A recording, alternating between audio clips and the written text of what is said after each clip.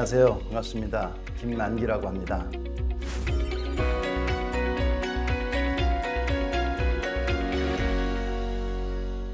중국 유학, 저는 그런 생각을 했던 것 같아요. 아무래도 좀 많은 분들이 이렇게 유학을 가면 서구권으로 많이 가시는데 저는 그 중국하고 우리가 그 전에 전혀 관계가 없었고요. 교류가 없었고 좀 남들이 안 간 곳에 가면 좀 더 기회가 많지 않겠나라는 생각을 좀 어릴 때 했던 것 같고요.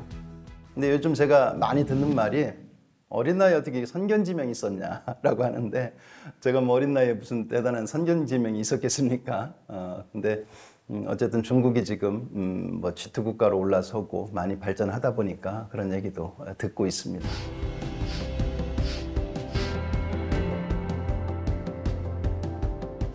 한중 수교 전에는 저희들이 중국으로 직접 들어가기가 어려운 상황이었잖아요. 수교가 없으니까. 그래서 홍콩 이런 데를 통해서 우회적으로 들어갔었고요. 우리 기업들이 어렵게 들어가서 조금씩 활동하고 그랬지만 뭐 본격적으로 할 수 있는 그런 상황이 아니었었죠. 그러다가 이제 우리가 정부에서 북방 외교를 하면서 중국하고 수교를 92년도에 양국가가 이제 수교를 맺으면서 우리 기업들이 중국에 굉장히 많이 진출을 했죠. 그 이후에 우리가 30년간 굉장한 많은 성과를 냈습니다. 중국하고 엄청난 우리가 상호 보완적인 관계였잖아요. 우리 이제 중간재를 중국에 수출하고 그거를 중국은 완제품을 만들어서 수출에 또 활용을 하고 그러면서 서로가 윈윈하는 그런 관계였었는데 지금은 이제 치열한 또 경쟁의 시대로 들어서고 있죠.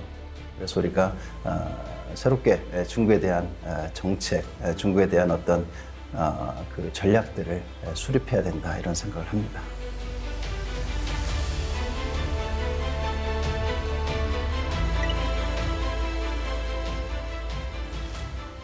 유니콘 기업이 왜 중요합니까? 유니콘 기업이라고 하면 굉장히 혁신적인 그런 젊은 기업들을 이야기하죠. 사실 유니콘 기업이 전 세계에서 지금 한 70%를 미국하고 중국이 차지하고 있습니다. 유니콘 기업이 많다는 의미는 우리가 다르게 이야기하면 4차 산업혁명 시대의 어떤 그 발전에 우리가 그 어떤 척도로도 볼 수가 있는 건데요. 해외 시장에서 이제 글로벌 기업으로서 우리 기업들이, 대기업들이 큰 역할을 했었는데요.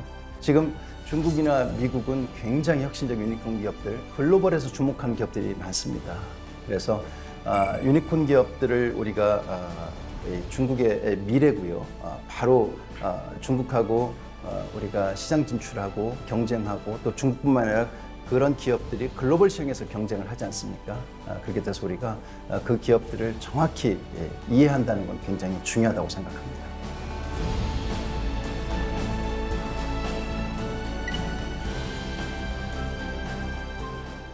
뭐 글로벌에서 주목받는 유니콘 기업들을 보시면 뭐 지금 대표적으로 잘 아시는 그 틱톡이라고 하는 바이트댄스가 뭐 회사지, 그죠?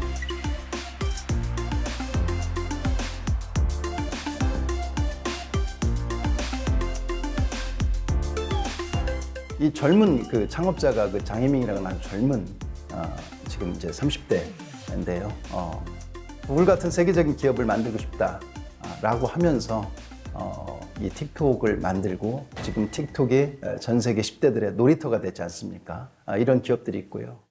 드론계 애플이라고 하는 DJI 같은 DJ 왕타오라는 이런 젊은 창업가가 이 회사를 만들어서 전 세계의 그 드론 시장 점유율 한 70%를 점유하고 있지 않습니까? 우리가 이런 기업들 굉장히 주목해서 볼 필요가 있다고 생각합니다. 한국과 중국 기업들, 우리가 지난 30년 동안 서로 간에 윈윈할 수 있는 그런 그 보완적인 관계에서 이제는 치열한 어떤 그 경쟁 체제로 돌입할 것 같은데요. 중국이 모든 분야에서 다 우위를 점할 수는 없습니다. 우리가 반도체 같은 걸 예를 들어도 우리가 반도체 중에서도 잘하는 분야는 메모리 반도체 쪽 아닙니까? 그래서 반도체 안에서도 또 우리가 또 찾아낼 수 있는 부분이 있듯이 우리가 새롭게 만들어지는 신산업 분야라든가 이런 분야에서도 우리만의 어떤 차별점을 가지고 중국하고 협업할 수 있는 구조가 저는 있다고 생각하고요. 사실 우리가 지금 일반적으로 생각하면 중국에 진출해서 무언가를 하려고들 많이 생각하는데 지금은 인터넷 시대고 온라인 시대입니다. 국경이 없는 그런 비즈니스를 할 수 있는 세상이에요. 특히나 지금 중국의 젊은 소비층들, 이 젊은 세대들 같은 경우는 온라인을 통해서 전 세계 상품을 비교하고 구입하고 이렇게 하고 있습니다.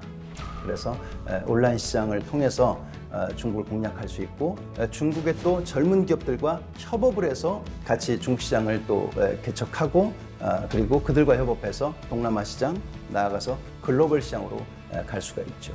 이런 부분들이 같이 중국하고 중국의 어떤 그런 엄청난 컨텐츠들과 우리의 컨텐츠를 만들어내는 그런 기획력, 이런 디테일, 이런 것들이 합쳐진다면 저는 중국 시장과 세계 시장에 함께 갈 수 있는 것도 저는 얼마든지 있다고 생각을 합니다.